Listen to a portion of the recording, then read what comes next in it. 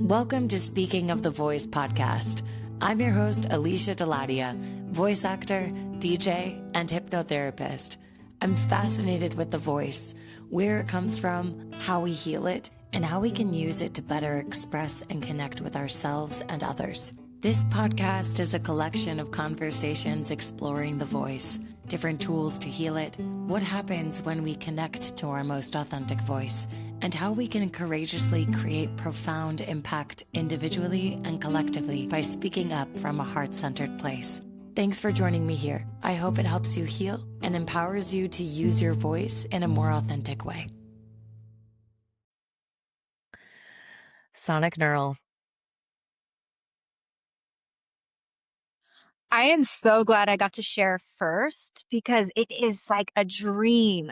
I remembered all my parts, but I didn't really remember even which order they came. I mean, it's just wild how psychedelic breathwork could be. No kidding. I was also really glad you started first because I was like, I didn't want anyone to talk, including Ben. I was like, I need more music just as I'm sitting on the side of the bed. And then he picked on you, and I was like, okay, maybe I can hear her share. And then as soon as you started going, I felt like just very overwhelmed because I was still very much processing what I had experienced. And I'm like, this is important that I just leave the call and just check. I'll like watch the recording because I do want to hear everyone's experience, but I'm not in the place to listen right now. Holy moly. Okay, so I actually missed your whole share, which works out in benefit for this moment because it's hearing it fresh. How was your experience? Girl. Yeah. I mean, I've gone deep before, but that was on a different level. They weren't joking when they said it was like a plant medicine intensity. Can I just say I died, I cried, and I flew. also died. What was the last one? And I flew. And you flew. You might have heard the first part is I was so happy that he said this is like a levitation. Yes, I did hear that part. I have a lifelong obsession with levitation. I used to look up African shaman on YouTube and find different cultures where they actually levitate. Incredible. So yeah, it's so important. The content that you hear before going into a journey has such a big influence, and it's the way that it's set up is really what makes the trip. And this floating feeling of levitating is so special because we don't really get that in life. And to have that sensation return to me was really smooth. And I loved that. I felt really calm and comfortable the whole time, even when I died. Wow. Yeah. Wow. There were so many things that were said to us that were helpful once again of if you want to dig into your fascia and access the emotion there. And I was really able to do that also, where sometimes in a breathwork journey, they tell people to stay still. Some people say movements are distracting. So I understand there's a bit of a nuance that it's really about the breath. And if there is a movement or anything happening, let that happen, but know that the breath is the anchor and vehicle to get there. And the movement can be some kind of expression of it, but balancing that to prevent it being a distraction or escape is really important. But it can be a catalyst too, which definitely occurred for me. So did you self-massage when you bring up fascia? So I feel like we need to just fill in what we did and what happened. So Agreed. Good job. Good point. Sonic neural, right? Okay, so sonic neural is a breathwork experience and journey that can go on the level of being similar to plant medicine in the way that it can be a psychedelic journey that's completely natural only from breath. So what happens is an actual physiological shift that happens in the way that we're breathing. And when we continuously rapid breathe for some time, the the experience puts us in a trance. And so at first there can be a lot of mind chatter because you're just continually breathing, and it's real breath work. And it it can be easy to criticize, oh, this song is this, and I was having some audio, issues, and I had some high expectations of what was happening. But when you just keep on breathing through the mouth with a lot of effort on the inhale and exhale, there is a physiological change that eventually finally lets the critical, chatty mind chill out. And then the journey begins. And that liftoff point was explained to us, and it was very real. So it was some narrative, and it's so important to just watch yourself watching the journey. How do you take on Mhm. an experience? Are you resistant? Are you rebellious?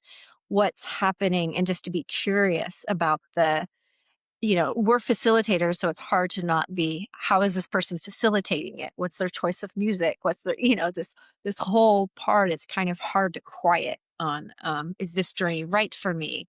Do I like this? Is it, so you're always working on letting all the self-talk go. And then it becomes a real experience where you're just witnessing the sensations of the body, and those sensations of the body are the liftoffs for emotional cathartic release, downloads, communications, past life regressions. Whatever you believe in is fine, because it's all possible in terms of the body carries so much. And so I will often go with the body pain that sometimes comes up. It might be a pain or a sense. I don't like to say pain, but it can be, it could be a tingling or a pressure or something. So I have always in breathwork journeys to deal with the neck. It's just what happens. And so as I was digging into my neck fascia, I remembered that I was born with the umbilical cord around my neck. And so um, that represents some suppression, um, holding back from life, not being sure, do I want to be here in full presence, kind of this reserved. It can be really challenging in the breath work to have full engagement for 20 to 40 minutes. I'm a really easy, mellow person. And so I kind of just want to, I have to really coach myself to go full power engaging. And so I started to think about the metaphor of what that means and how I show up in life. I don't like disagreements. I don't like conflict. I don't want to be a bunch of drama. I want to be easy and pleasant to get around with. And all of this has to do with childhood upbringing. So then I started to put it in relation of, am I really just suppressed? Am I holding back? Am I not playing big enough in life by being so even keel and easy? Because a lot's happening and I'm kind of going around it. But what I'm trying to say is the neck massage let me access some really deep grief about feeling suppressed, feeling held back. And I definitely had some past life experiences that I believe that was very relevant. And what I was processing in this breathwork journey is this almost grief about being born with this again. Like, did I not finish it before? Oh, I was born with the umbilical cord around my neck, so I'm still dealing with this past Hmm. dynamic. And so it felt really good to just have the release about that. Hmm. Um, so that was a very prominent unloading. Theme. Hmm. Yeah, that was really wonderful. Um, the bit about dying was interesting. Um, I think Before it's, you go into that, I'm sorry, I'm yeah, just curious because you said you had a lot of sensations that you're releasing. Other than the neck, were you experiencing anything else in your body around that? psoas. It started Ah, with psoas. hmm, Yeah. So I've interesting. definitely, as a dancer in the back, I've pulled my psoas. And so I Oof, always feel like I always have some kind of tension there. something going on there. Yeah. And somehow kind of digging in by the hip bone there led me to kind of stabilize here. And then it went here. So it really started with the hip. but somehow the pain of the hip, this was calming it, but then it went into this pain. And that's Fascinating. really what propelled me into the emotional content that felt like productive and like therapy and work, were Yeah. just those subtle sensations were Wow. threads that brought in some bigger events. Wow. Um, Okay, so um then the part where you felt like you were dying, what did that feel like? What happened then? it felt so calm and clear. And I felt like I was going into the void, the black hole, the gap, the source, the everything is nothing, the collapse realities, just black space. And it was great. You're No like, "Ooh, drama, finally." no neck pain. Going This is home. like, you can't get more simple. More serene. Yeah. It's funny because I'm a maximalist. I'm really not like, I would love to be a minimalist. And so to be in a plain space and be happy about it, that's exotic for me.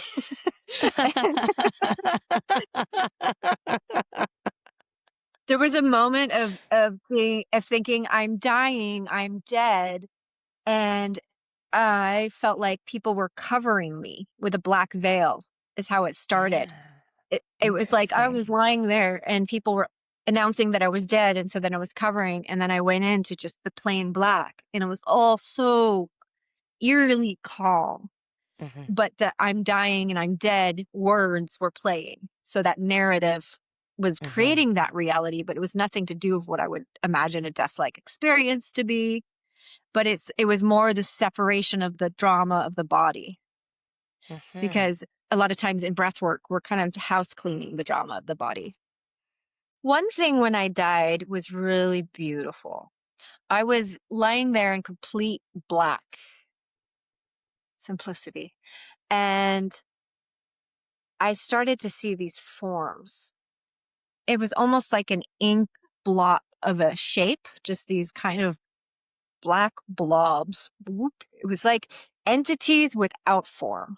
So it was Mm, black. I love black on black visuals. There's something mm, about that where there is something happening, but it doesn't matter the shape or the definition isn't important. It's more of the presence. And so one came and another came and another came, and I just felt this congregation of camaraderie and support mm, and gathering around that felt really good, and almost like what could be the transition in a spirit world experience, like when you go from one and everybody kind of like a little welcoming committee post dying. It was so awesome. Did you recognize Yeah. them? Like, do you think it was, like, maybe other family members or spirits that you've passed through lifetimes together, or do you think it was more like allyship? It could be the equivalent of what some people feel angelic presence Yeah. to be. So maybe Mhm. in my visualizations, they're not like cute cherubims with fluffy white wings. They're black blobs, but it still felt pretty great. Um, right. Yeah. It's just so fun to look at how you approach a process and how it relates to your psychology, and how it can feel good to unload some of the emotional triggers and content around how we judge, how we do things, Yeah. to see things from different perspective. I Yeah. think that's my takeaway really from going on this surreal breath journey. Um, there's just so many wild visuals and experiences and stories, but at the end of it, you think about, well, where am I now? How do I feel? I feel Yeah. happier. I feel lighter. Mhm. I feel a little bit more excited to engage and speak up. Mm. Um, and I'm curious. I'm very curious about how the next week we got to learn about trauma therapy. So when you do a radical breathwork experience, it's almost you're choosing a little bit of a trauma. When you go into a sympathetic state, it's a designed stress response that helps create some of these things.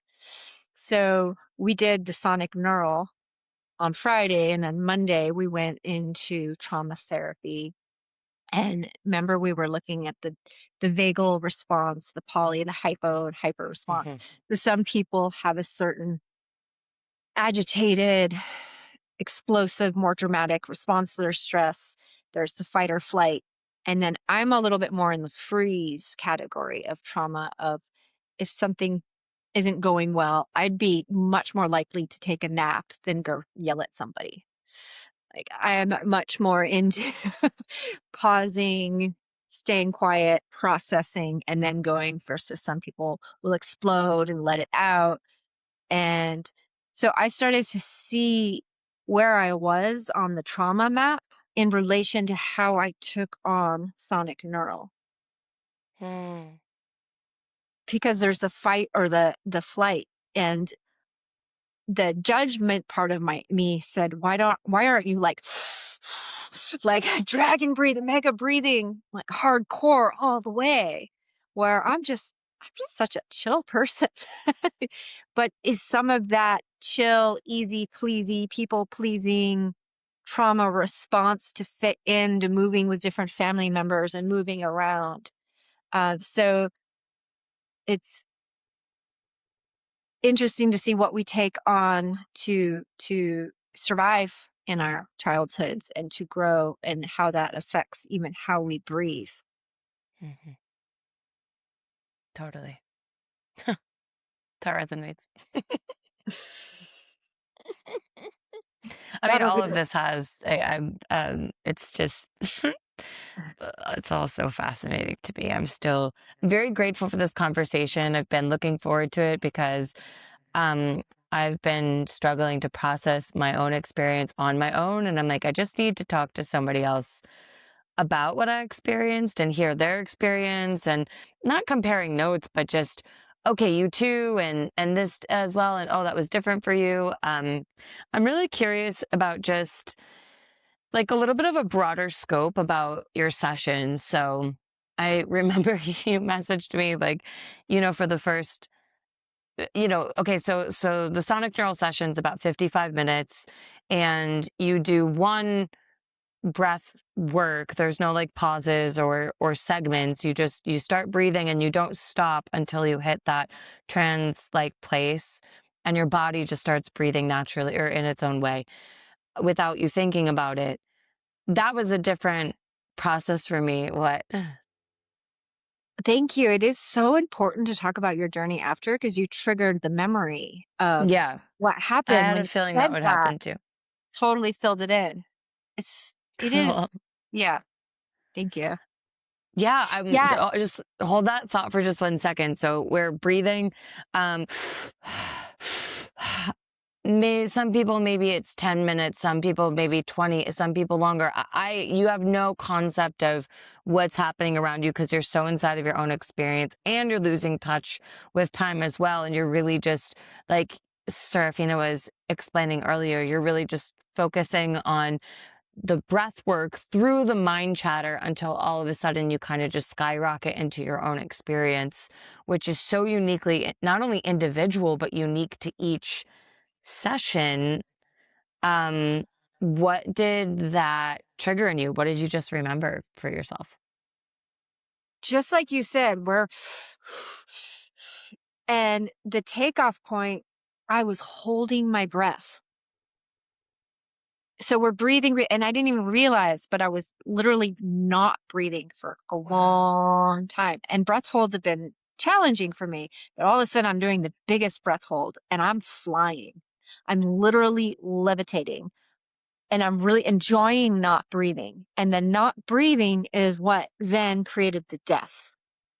Because I Totally. thought they would That's say, you have to breathe or you die. You breathe or you die. And I thought, I'm not breathing. I'm dead. wow, this is so, then I enjoyed the death. By the way, um, this completely touches on the umbilical cord. And now that you're saying all of this with the same conversation, I'm like, oh, your challenge with breath holds before.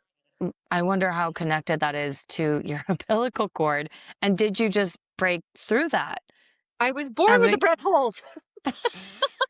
you know, born I in was this sort blue. of, yeah, Yeah, you were it born was blue? blue, Wow. blue, like big time breath. Whoa.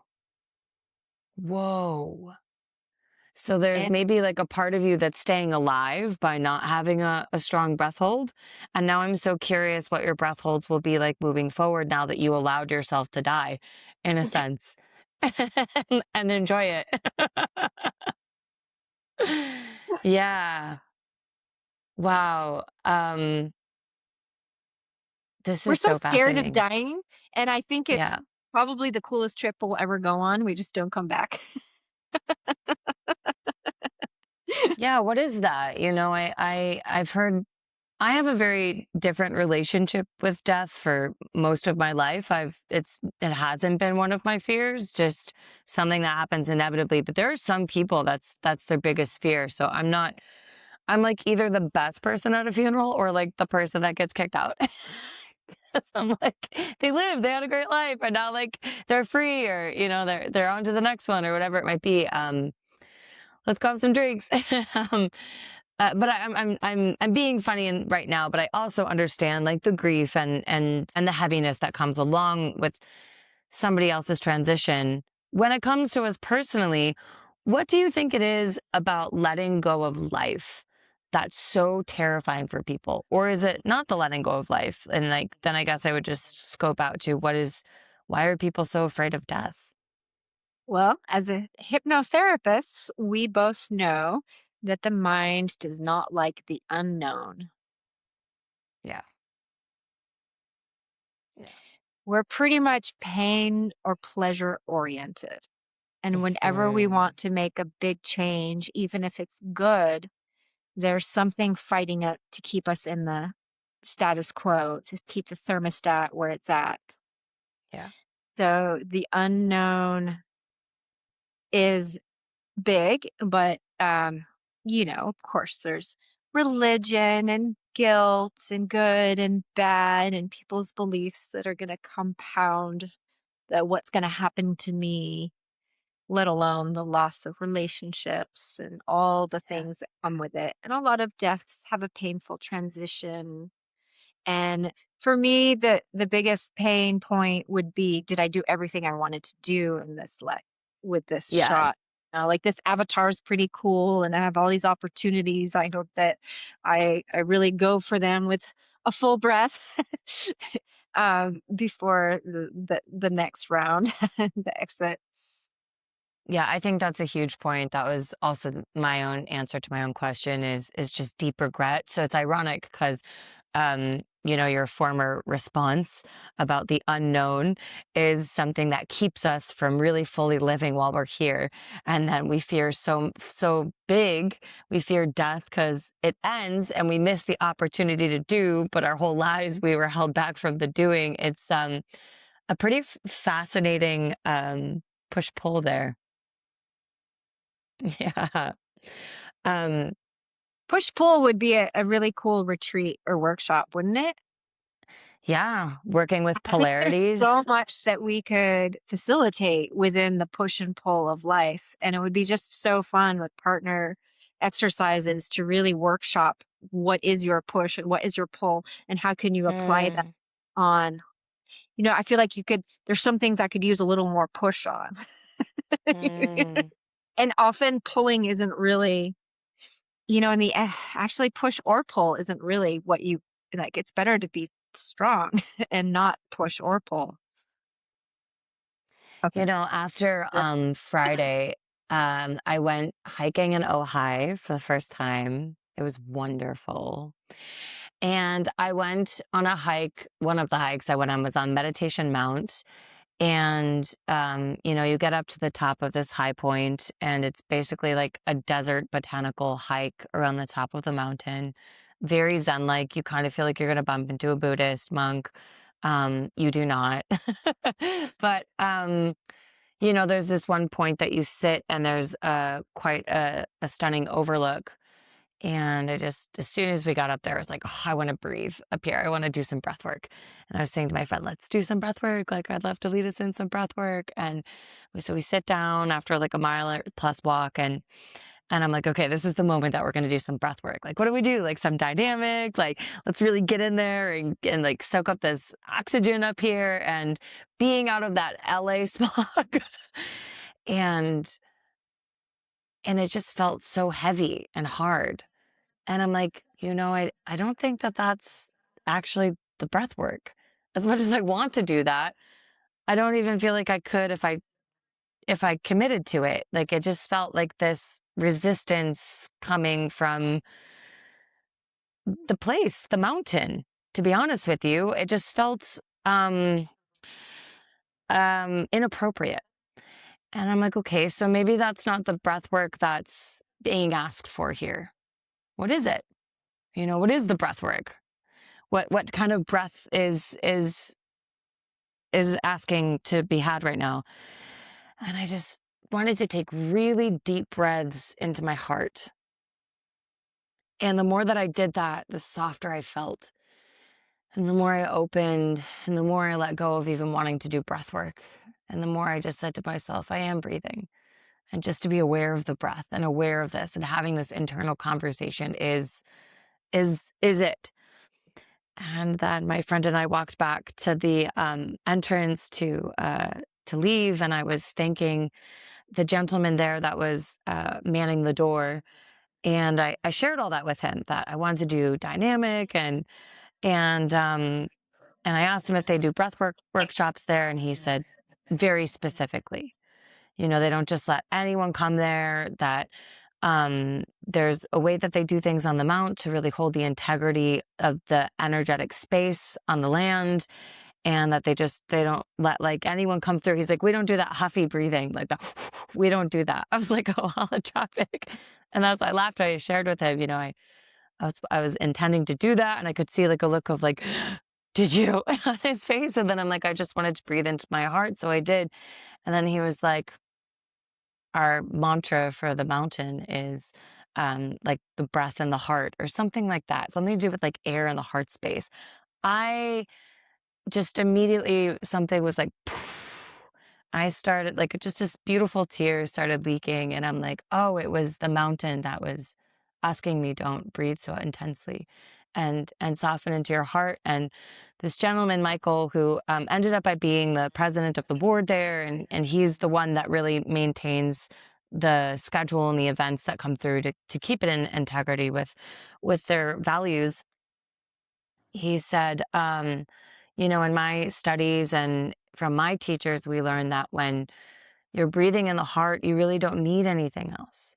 Like when you don't need all of that work. You don't need to force and push things out, because the heart just softens and it works itself out in the harmony of alignment and congruence. It was such a loud message after coming out of Sonic Neural. And then, of course, Michael, he said, there's a time and a place for all of these things. We just don't necessarily do that here. But man, after having that experience on Friday, and then the huge contrast of just breathing into the heart and softening was a push and a pull in a sense. And it was feeling the opposites, the polarity of those opposites, and understanding the medicine of both. And also understanding even further inside the body when to push and when to soften, and when to breathe into the heart, and foundational breaths and more relaxing breath work. Did you find during your sonic neural experience that you were inviting in more relaxation breaths once you were in your death, um, and working with the umbilical cord? Did you consciously use different breath work there? It was more the comfort again of the breath holds, where that Hmm. obviously was a discomfort, but I was so comfortable not breathing. Hmm. Hmm. I think there's been plenty of journeys where breathing into the heart is absolutely so relevant and important. Is there anything else that's standing out from your sonic neural that you want to share while we're still highlighting your story? I'm so curious to hear about yours, honestly. Um, I'm really excited to share with you, especially after hearing what you experienced. And I have a feeling that as I share, it might conjure some more remembrance for you as well. Um, I'm really shocked we had a very similar experience in our own ways. Um, well, let me start by saying this. I fell asleep when I we was got on so the call. ugh. You go ahead, go ahead. You said you were No, so tired, right? I was so worried about falling asleep because I didn't Yeah. sleep the night before. I had the worst night's sleep, and I was like, "Oh, I hope I don't blow this whole experience because I didn't sleep." And you actually fell asleep. I was like, usually I'm on the East Coast, so these calls are at 7, but we got on at 4. That's my afternoon slumpy time. I was like, we had just gotten off a call, so my body was really asking to just rest for like 30 minutes or so before doing the next thing. But nope, right on the call. I was like, I'm fine. I'm sure it will pass. It did not pass. As soon as I laid down and we started breathing, I was like, oh, I'm having trouble holding on to focus. I'm drifting off. So I let myself, and I'm like, if that's I'll watch the recording, or let me just not work against my body, but just allow it. So I fell asleep, and then I woke up at some point when the music started to sound like Pirates of the Caribbean, and I was like, how far in are we? Because this is, don't mind me in the back of the room, like, whew. You know? I didn't look at the clock. I just jumped right back in, and just trusted that whatever experience I was meant to have at that point, that I was feeling ready for it now. I was feeling like I had energy for it. And now looking back, I'm like, oh, thank God I slept, because that was really intense, and I did need to have my energy about me.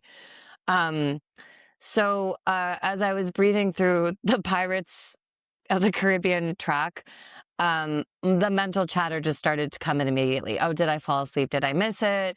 This music is so stupid. Like, what?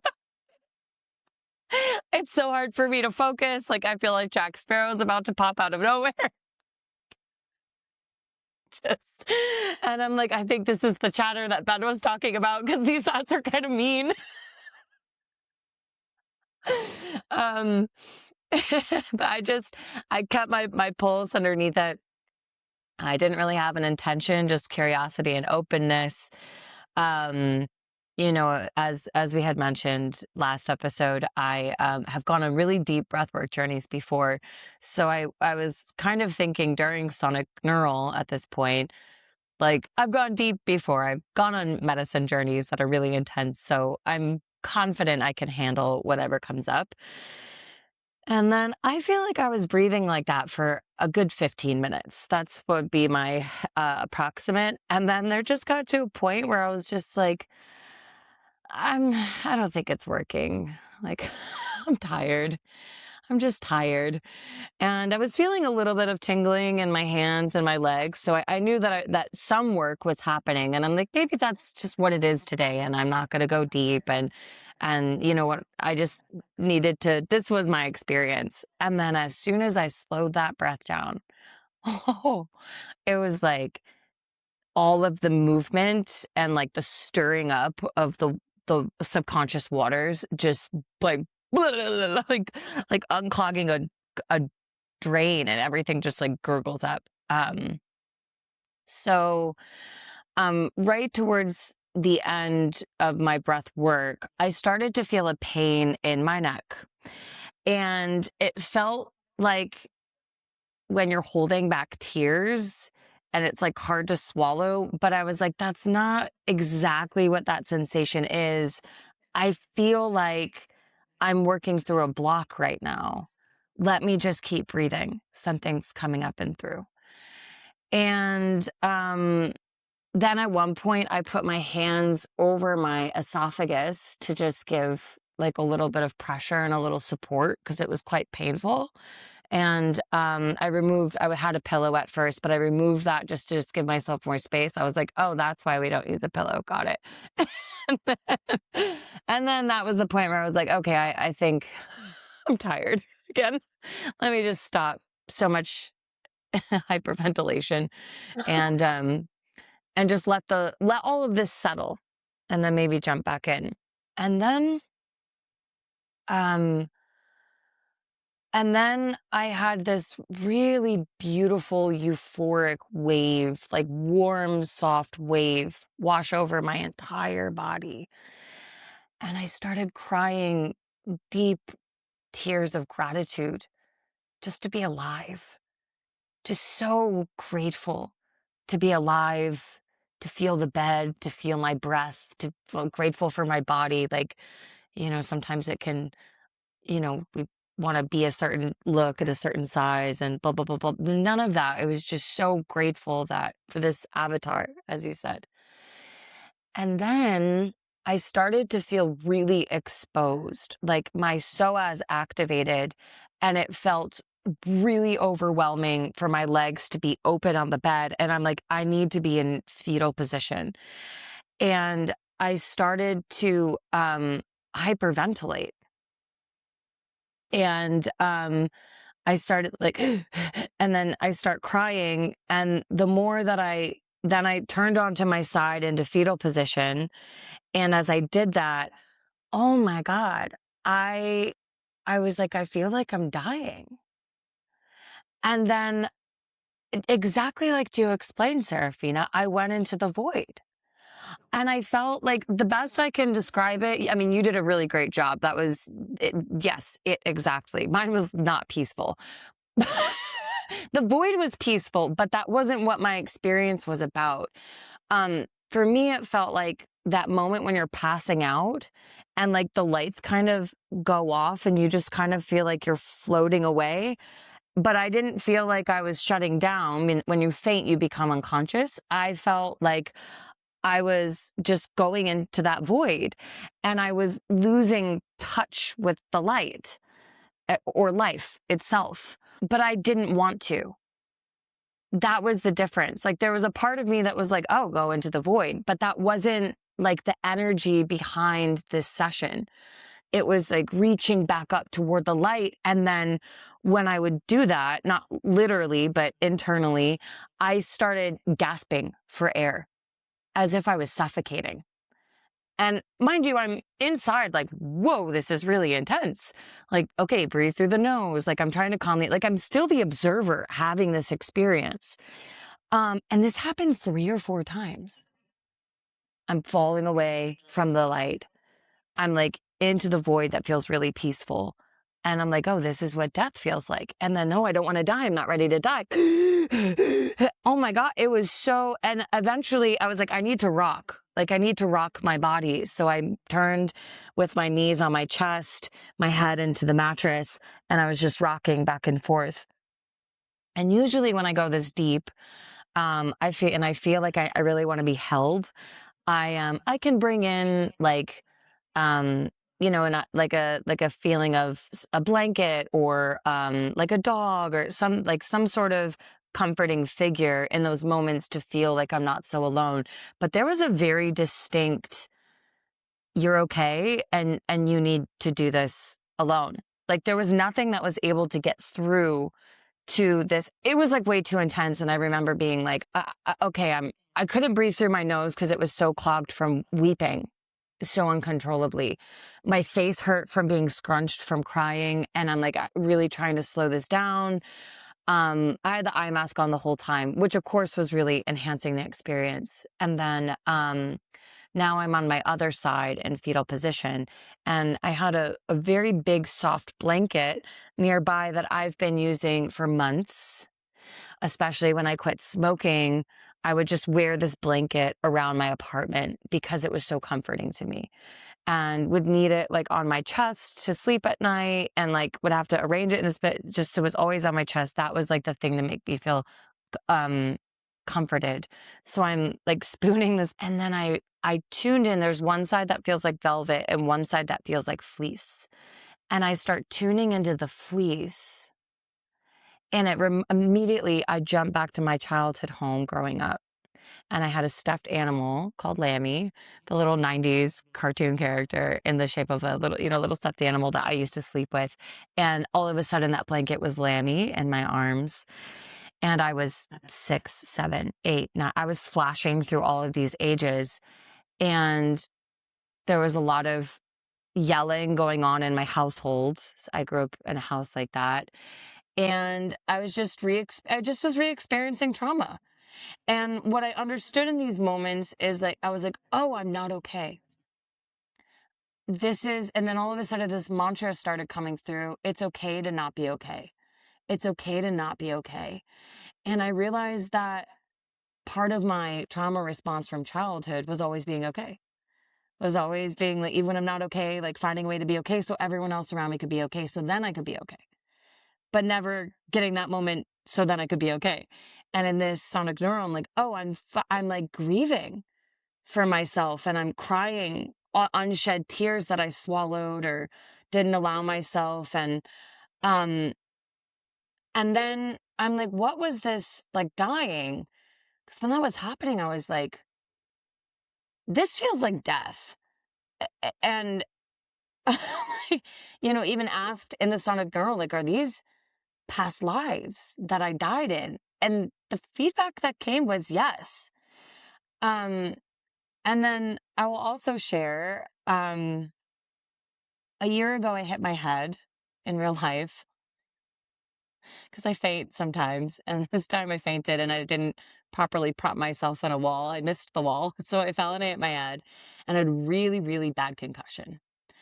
And pretty much within 24 hours of this concussion, I started to have really dark psychological thoughts that were just not my own, that I hadn't had before, didn't feel like me. But when you're living inside your own body in your own head, it feels very real. And I really wrestled with being alive that week, which ironically was about a year ago from the sonic neural. I didn't put that together until I was in the session crying like that.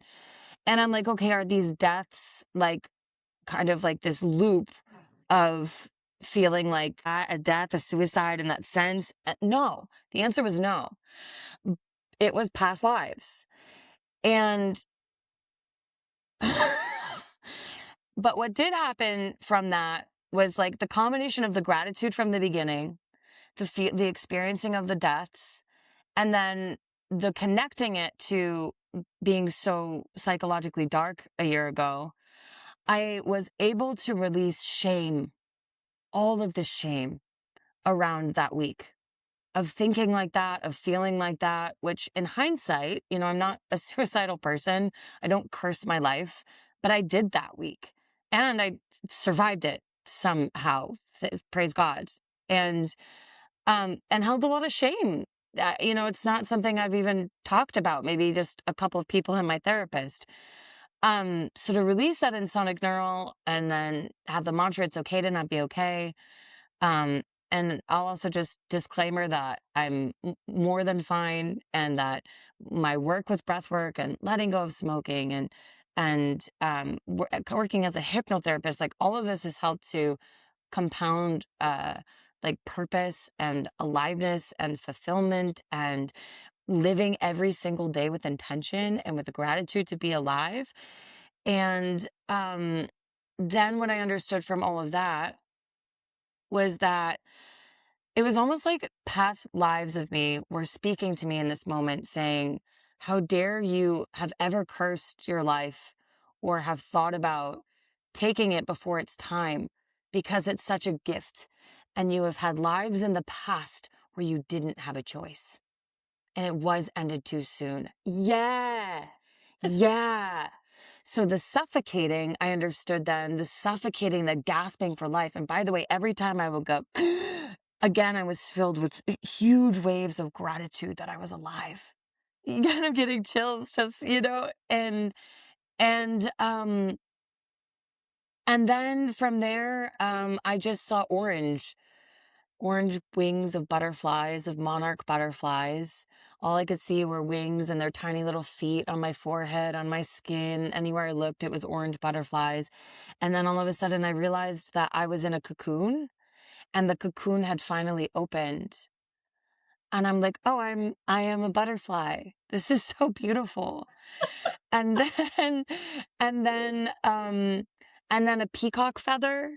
And there was this peacock that was like dancing and swaying, surrounded by the butterflies. And only then was there something that came into contact with me. Like the peacock was like hugging me and caressing my neck, but we were like dancing and swaying together. And I feel like I'm sure I'm still really processing all of this, but this is as much as I can like document, record, and share.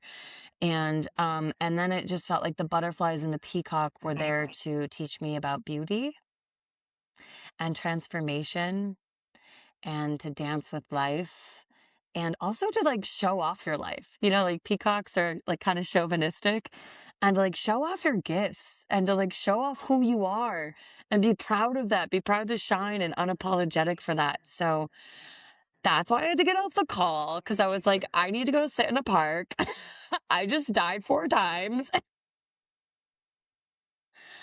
I also really wrestled with over the weekend, like, was that my imagination? Were those really past lives? And I didn't want to text you about this because I wanted to wait for this conversation. But I did do some research, and I did ask ChatGPT, and ChatGPT said some very interesting things. So I'll just read this because I actually have it pulled up. So according to past life regression practitioners, researchers, and the people who report these experiences, there are several common signs that make an experience feel different from imagination or ordinary memory. However, it's important to distinguish between what people experience subjectively and what has been scientifically proven. Obviously, of course, disclaimer. So the main points of what past life regression practitioners report is, one, a strong sense of knowing rather than imagining. And for me, the knowing comes through really heightened emotional states or sensations in the body. It's kind of like when I was asking, is this about feeling suicidal a year ago, or is this about past lives? And like when the answer is coming through past lives, I'm like, okay, that's the answer. Like that's my inner voice. 2 is intense emotional charge. I couldn't stop weeping. I was suffocating. 3, physical sensations, the pain in the neck, which I came to understand later was like how I died in one of my past lives. I think like that's what feels right. 4, unexplained familiarity. I'm not sure, that's what it feels like. Unexplained familiarity. And then it goes on to say like how other researchers look at this, or skeptics, or like other perspectives of like what you could be experiencing in terms of psychology. But now, and also, I would love to hear. Thank you for listening to all of that. Because I mentioned a couple bullet points to a few people, and I'm like, not a safe space to talk about my experience. And that's okay. I know it sounds really crazy and woo-woo. I feel that way too. And also, I know what it felt. And that's more than enough for me. And I'm like, Seraphina mentioned last week about experiencing past lives in breathwork, which I've never experienced before. And even on with all the plant medicine that I've tried and other healing modalities, I've never tapped into a past life other than a couple of waking moments here and there throughout the years, but nothing that's like concrete. Yep, that's what that was. Thoughts, I just want to responses. make sure to all of your listeners that this was just breath work. There were Yeah. no substances or drugs Yeah. involved aside from the breath. Mm-hmm. That's And pretty wild. the Pirates of the Caribbean music, which afterward I was like, oh, that was cool. I kind of described it as like Cirque du Soleil. Like, It was so cheesy, and Ben was so proud of it. And then I felt bad thinking mean thoughts about it during sonic neural because he was so proud of it.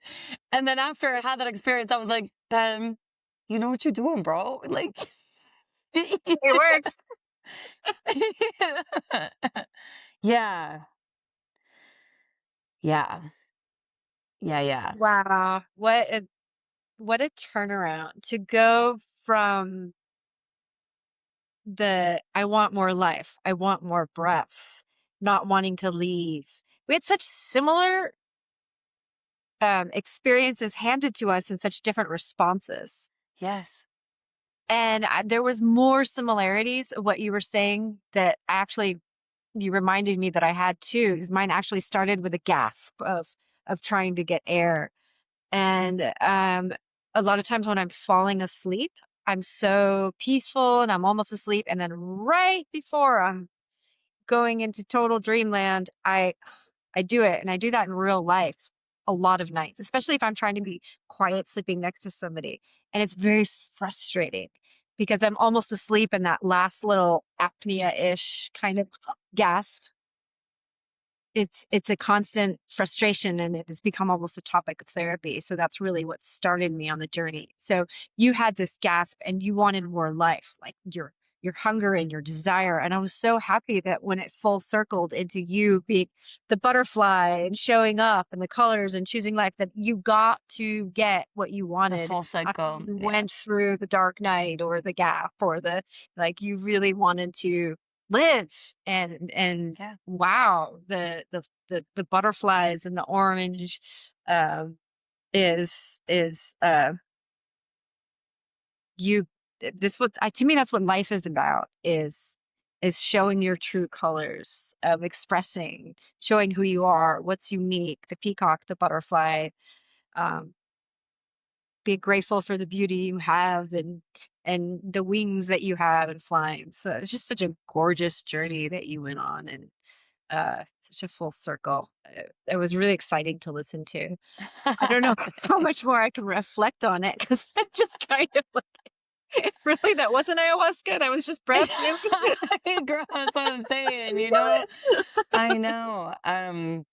Yeah. And by the way, Seraphina, like these are really intense experiences. And I'm like, I don't know. So we're hosting a room of people that are all dying in their own ways. Like, Yeah, no, I mean, I've done however many 40 journeys, and think that was the first time I died. So the fact that you okay. and I both said next psoas dying, that's actually not my theme ever. So Yeah, that's kind of a interesting synchronicity that we truly. that's not common. Like we heard, Okay. I listened to every share on the call, Okay. and nobody else had the same experience as Okay. us. Okay. Cause So it's I'm very 2 for 2 interesting. right here. I think after a breathwork journey that it's very important to just be quiet and write and not talk. It's really hard to listen to other people's shares when you're Yeah. your own. So I don't really remember other people so much because the trance state was there. I definitely listened, and maybe I could conjure up one, but I'm honestly just when you ask me about mine, I was just trying to remember mine well. Right. I just touched on a few pieces of mine. Really, it is such a dreamlike state. It really is like another dimension or place. And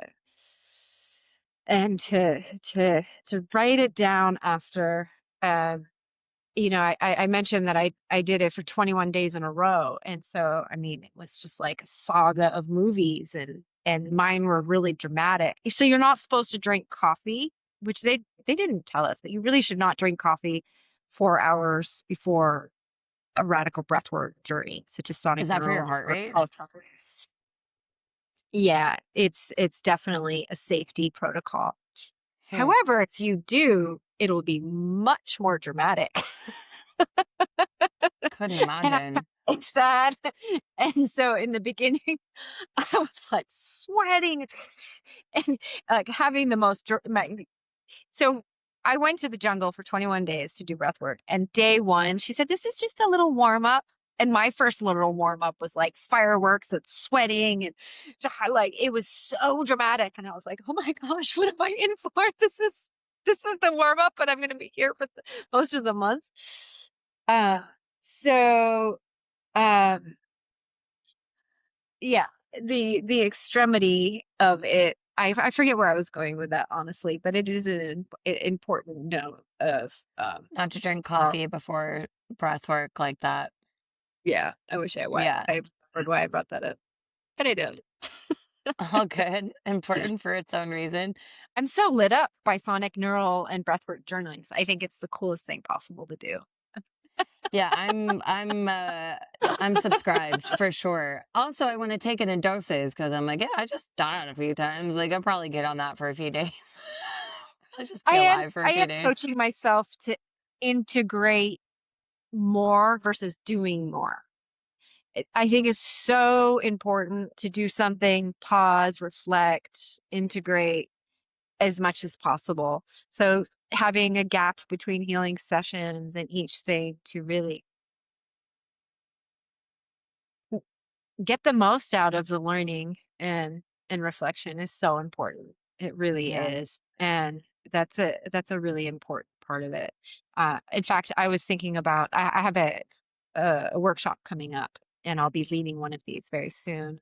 And I just ordered journals for everyone. And I was thinking about putting a possible invitation of a 21-day journal prompt of maybe some themes so that there could be a continuing check-in on how am I doing with this, or maybe a mantra that's repeated.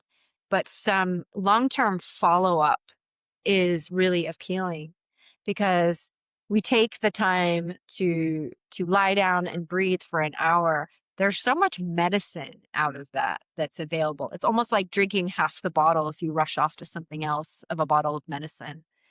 And it can give you so much insight into your own process and what's going through, what's relevant.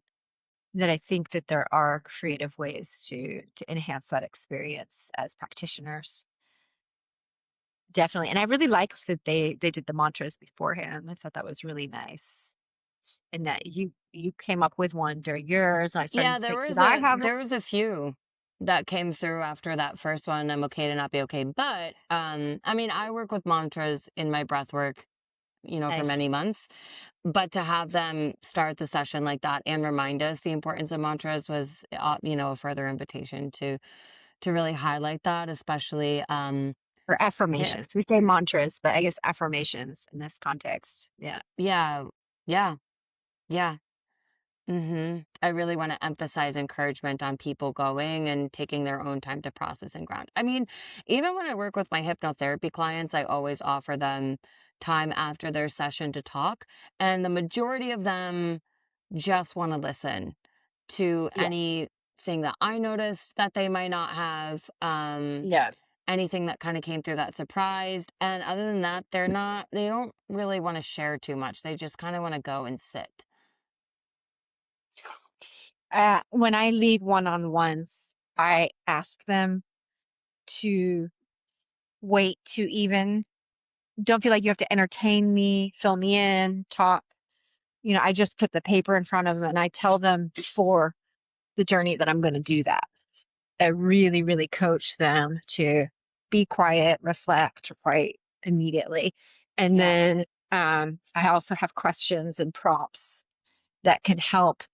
What is the takeaway? How does this affect your life? And, in terms of how is this relevant and helpful to you? Yeah. Yeah, that's great. Yeah. Yeah, I mean, you know, we're not the healers, the client is, the practitioner is. And the more that they can bring awareness and thought, and answers to those questions themselves, Yeah. the stronger the healing, the Yeah. the more impactful the integration Yeah. and longer lasting as well. Yeah. Yeah, yeah. Wow. Is there anything else that that you're thinking you'd like to share in context with this conversation?